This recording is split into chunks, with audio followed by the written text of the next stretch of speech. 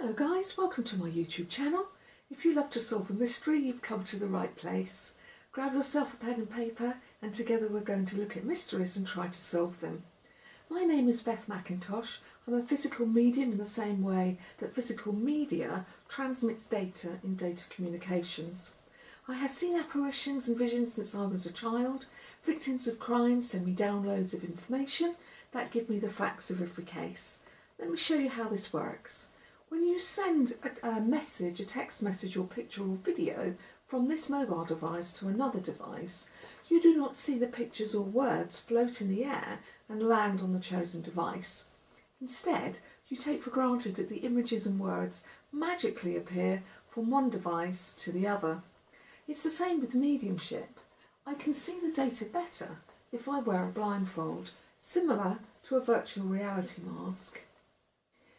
It has to be the truth. So through the power of God, I ask for His truth, the ultimate truth and wisdom. I invite you to write down clues and facts and piece together what we believe happened in every case. I like to upload 3 videos per week, so please subscribe and help my channel grow.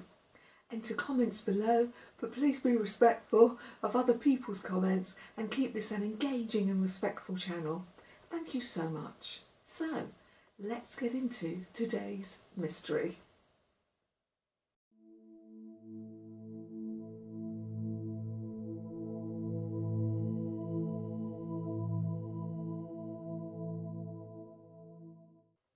Hello guys, welcome back. This is the mystery covering the Lost City of Atlantis. I chose this mystery because I love Greek history. I think the Greek architecture of all periods is stunning, and our story will take us to the island of Thera in the Aegean Sea, commonly known as Santorini. I had the pleasure of visiting Santorini some years ago, and so I have seen firsthand the impact of a volcano that erupted and destroyed half the island roughly 3,500 years ago. So I'm going to take you to Santorini, then on to Crete, and finally we end our Mediterranean journey in Malta. So let's get going. There are so many questions surrounding the existence of Atlantis. If it existed, how is it that modern marine technology has been unable to find it? During my research, I found the description of the city as discussed by Cretius, Hermocrates, Timaeus and Socrates some 360 years before Christ.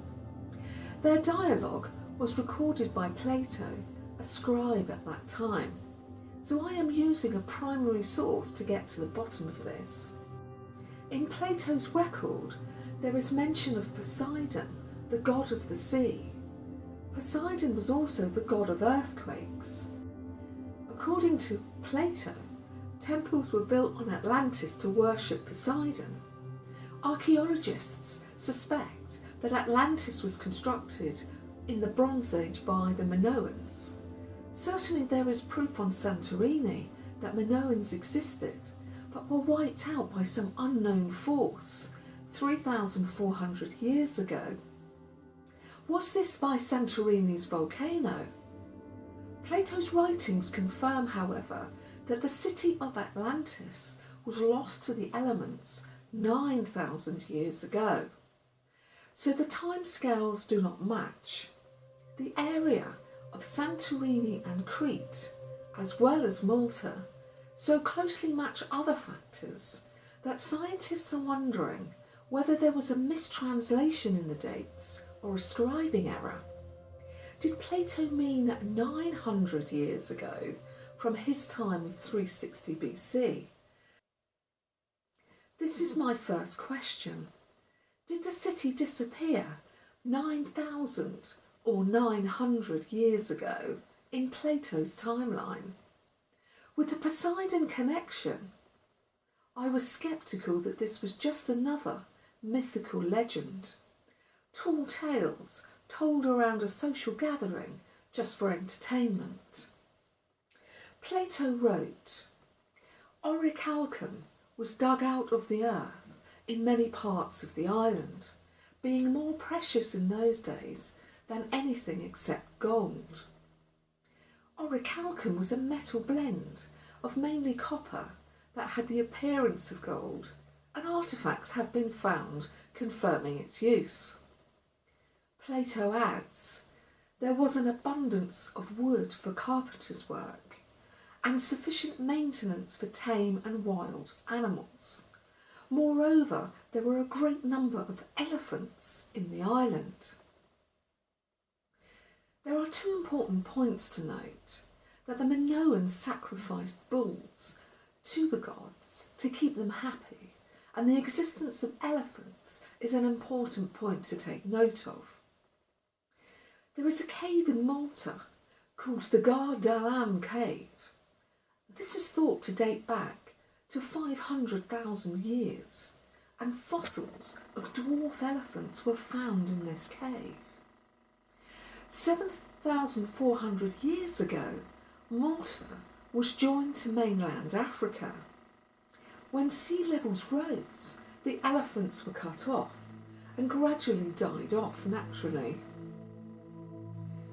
So Plato further wrote, the stone which was used in the work they quarried was from underneath the centre island, and from underneath the zones on the outer as well as the inner side. One kind was white, another black, and a third red, and as they quarried, they at the same time hollowed out double docks, having roofs formed out of the native rock. He further adds, some of their buildings were simple, but in others they put together different stones varying the colour to please the eye and to be a natural source of delight. So guys, the use of black, red and white rock is plentiful on the island of Santorini. It's understandable that scientists suppose Santorini to be the strongest candidate for the location of Atlantis. However, this coloration is typical of volcanic rock, and volcanic rock was available also in the region of Crete and Malta. Here are the location of volcanoes in the Mediterranean Sea.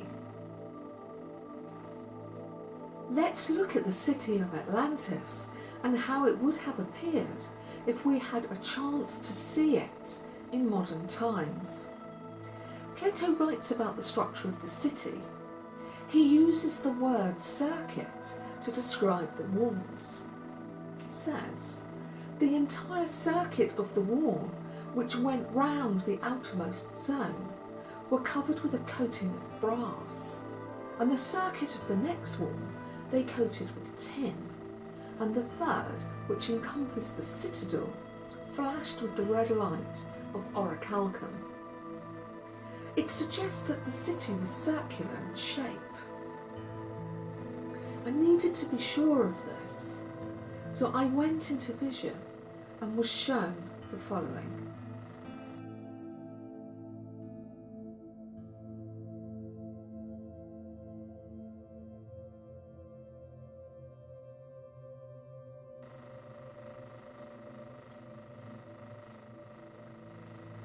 The word circuit could be better described as encircling. The city was not circular. The island was not a perfect circle. The walls surrounded the island as an imperfect circuit of bricks that undulated with the terrain of the island. The walls encircled the city, but was not a perfect symmetrical circle. At various points, square towers were interjected, and soldiers guarded the city from this point. With so much gold, fortifications needed to be intense. Thus 3 layers or 3 huge walls of fortifications were put in place. It was an ingenious strategy of protection. The layering of fortifications has been seen before in both Bronze Age and Iron Age fortifications. If invaders broke through one wall, it was unlikely that they would succeed through the second and then the third wall. This would give the city army enough time to muster reinforcements at any invasion point. The covering of metal further ensured that any breaches of the wall would be thwarted. The layer of metal acted as an effective additional barrier. You can imagine that metal-covered walls shone brightly in the sun as it gave the citizens extra protection against an invading army. So once you were past these intense fortifications, what was the city like? I was shown structures like Stonehenge and, more relevant, the structures in ancient Malta. According to Plato's account, Atlantis was split into 10 regions or zones. He drills down further and describes a beautiful city. The palaces in the interior of the citadel were constructed on this wise. In the centre was a holy temple dedicated to Plato and Poseidon, which remained inaccessible and was surrounded by an enclosure of gold. All the outside of the temple, with the exception of the pinnacles, they covered with silver, and the pinnacles with gold. In the interior of the temple, the roof was of ivory, curiously wrought everywhere with gold and silver and orichalcum. And all the other parts, the walls and pillars and floor, they coated with orichalcum. In the temple they placed statues of gold. They were clearly very liberal in the application of gold and silver on their structures.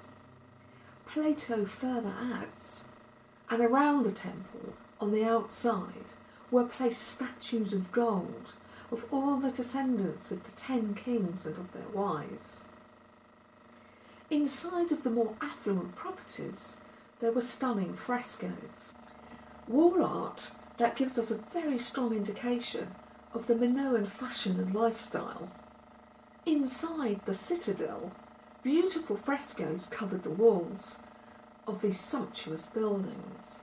Probably the most stunning of all is the fresco of underwater dolphins at Knossos in Malta. Take a look at this. Let's take a look at some real dolphins enjoyed by the Minoans at that time.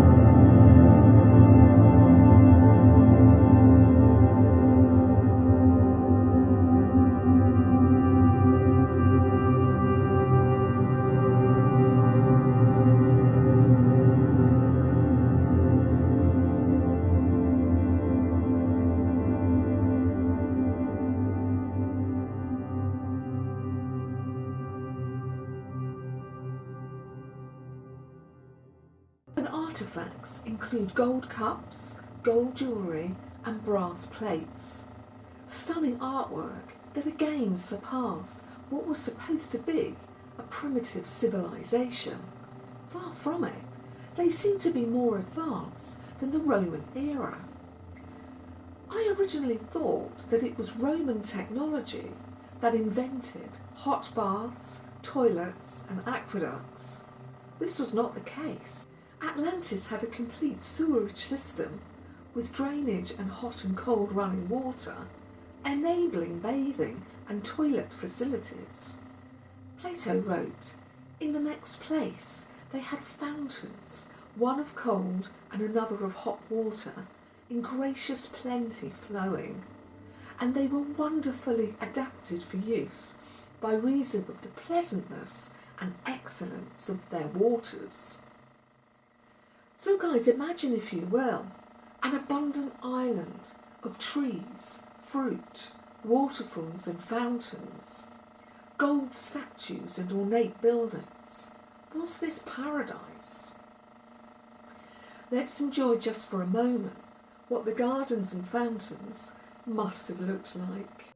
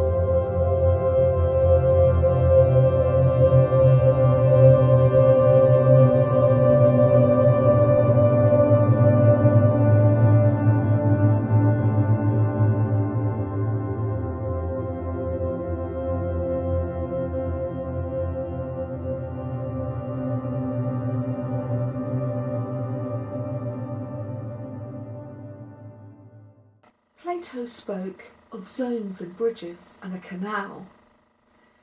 The island in which the palace was situated had a diameter of 5 stadia, all this including the zones and the bridges, which was the 6th part of a stadium in width. They surrounded by a stone wall on every side, placing towers and gates on the bridges where the sea passed in. Atlantis included a harbour where ships called triremes could pass up to the walls of the city, pass under the bridges and deliver goods to every zone. These trireme ships were huge. The marina alone appeared to be massive, but the fortifications still made it hard for the enemy to penetrate the city, as Plato confirmed, placing towers and gates on the bridges where the sea passed in. This fits my vision of towers strategically placed. Atlantis invested in its army. Plato confirms. Also, there were guardhouses at intervals for the guards. the more trusted of whom were appointed to keep watch in the lesser zone, which was nearer the Acropolis, while the most trusted of all had houses given them within the citadel, near the persons of the kings. The docks were full of triremes and naval stores, and all things were quite ready for use. So guys, the harbour and waterways were very busy areas of the city. Now that we have had a glimpse of the city and its stunning beauty, and with so much detail given, we are left to wonder, did Atlantis really exist?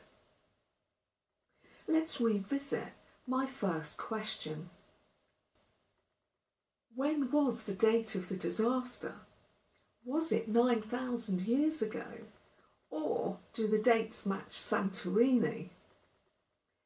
In vision, I was shown the following.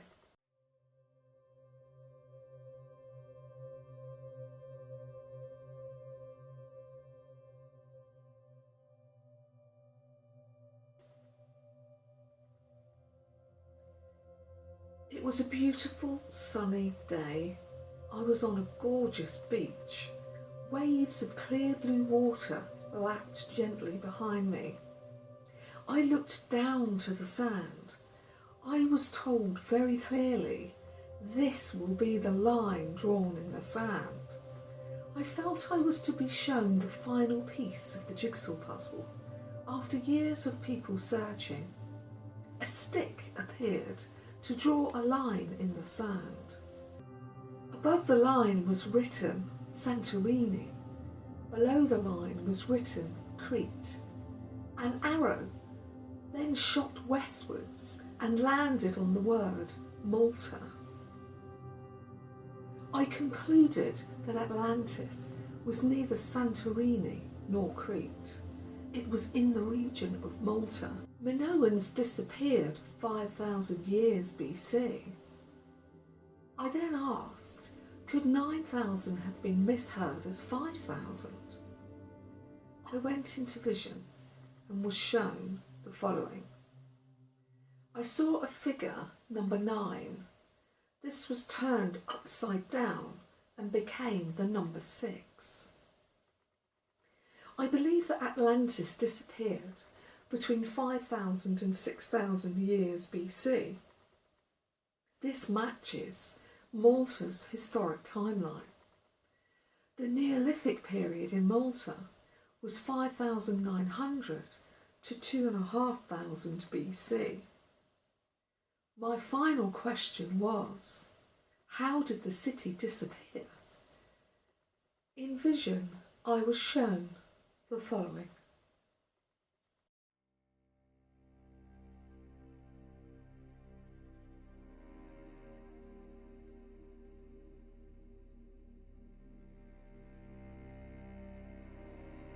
It was night time. I could see the moon, but it was covered with occasional cloud. It was so quiet, so very, very quiet. I could barely hear the waves coming into shore. It was an eerie quiet. I was standing by the coastline with my back to the walls. I looked down at my feet and saw a river of blood descending from the street. I heard the word sacrifice and heard babies screaming. I heard human sacrifice. I then looked out to the horizon where the sea should have met the sky, but everything was as black as ink. I could not make out the horizon. I stared again at the horizon, and to my horror I saw a huge black wave, 100 metres tall, I would say coming towards me with stealth and silence. It crept up upon the city. People were asleep. How could I warn them? I ran to the top of the mountain and reached safety and saw a side view of the wave. It crashed down hard upon the city, destroying buildings in its path. This was a tsunami, but there was something strange about this one.